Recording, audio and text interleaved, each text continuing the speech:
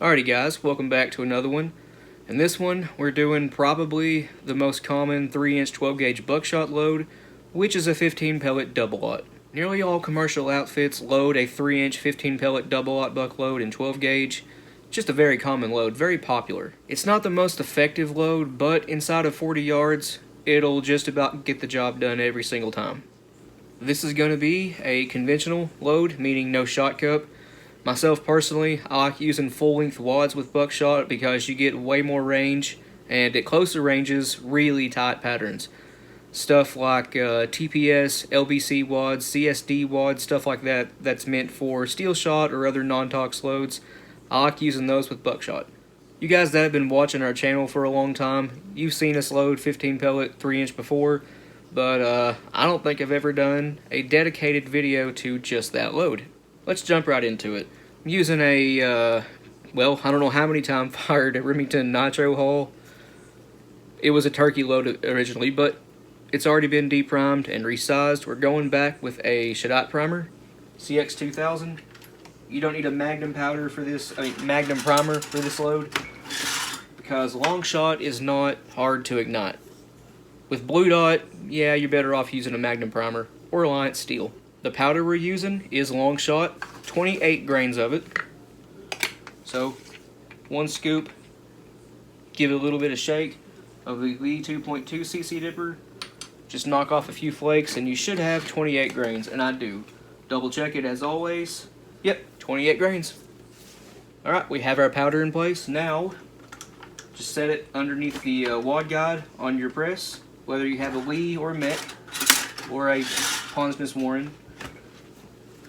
Hear that? It's not down on the powder all the way. That's because the press doesn't have a long enough wad seating ram to seat these low wads, short wads in 3-inch hulls, or 2 3/4 for that matter. But now, it's on our powder like it should be. So after you got your powder and your Flex Seal wad in place, you need 1/4 inch of felt, cork, or fiber cushion wad. That's to bring up stack height, and it'll add some additional cushion to your load. More cushion means less pellet deformation, which means better patterns. You don't have to do this, but I'm using a Mylar wrap from Ballistic Products. I know it's hard to see.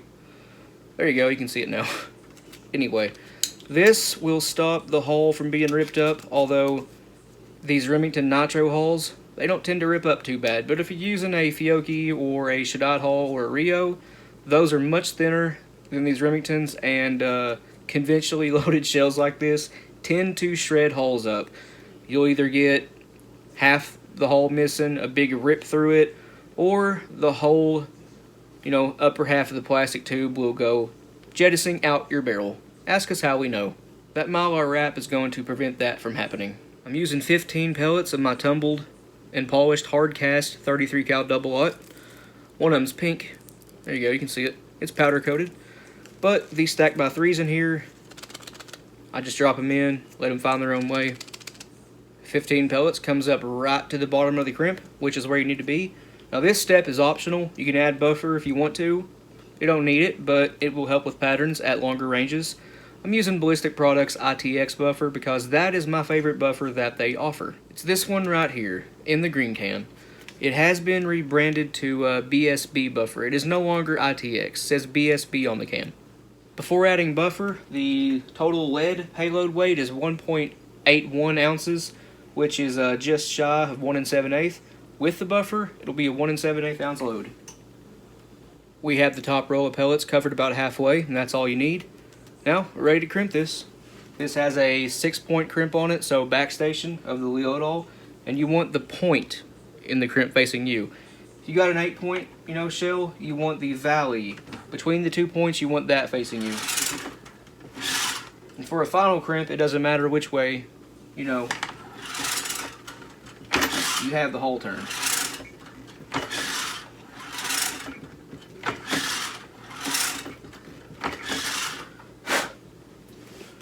Really nice looking crimp. We do have a little bit of a pinhole in the middle. That's fine.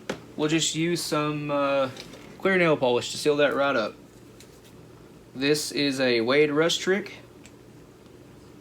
Been doing it myself for a long time. That's going to seal that buffer right in there. Doesn't take much. Just a little tip here, if you guys get a shell with a little pinhole in it, you can open that crimp back up with a little flathead screwdriver or needle nose pliers, many other things, but you can pry that crimp back up and put, anything. A little piece of paper towel, very thin overshot card or a very thin nitro card underneath that, and that'll stop the buffer from leaking. But I just use nail polish. Last thing I'm going to do here is add a bit of a taper to it with the taper die from the Payload All. Nice and taper. Let's go a little bit more though. There we go. Really nice taper on it now. If you guys want one of those, go to eBay and look up Payload All cone crimp die. You'll find it. They're made in Ukraine and they take about 2 to 3 weeks to get into the country. Well guys, that's pretty much all there is to loading a 15 pellet double-aught buck load in 3-inch. If you don't have the flex seals, you can also use an X12X gas seal with some vibra cushion wad or cork or felt, whatever you got.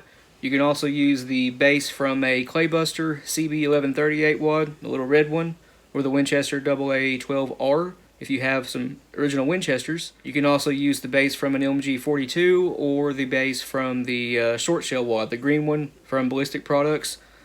Those will work great too here.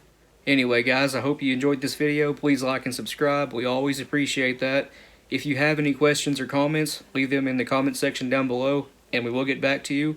If you want to, go check out our Patreon. It's as low as $1 a month. You get early access to content. A link to that will be in the description below, along with a link to our Instagram and Rumble accounts. Other than that, you guys take it easy. We'll see you in the next one.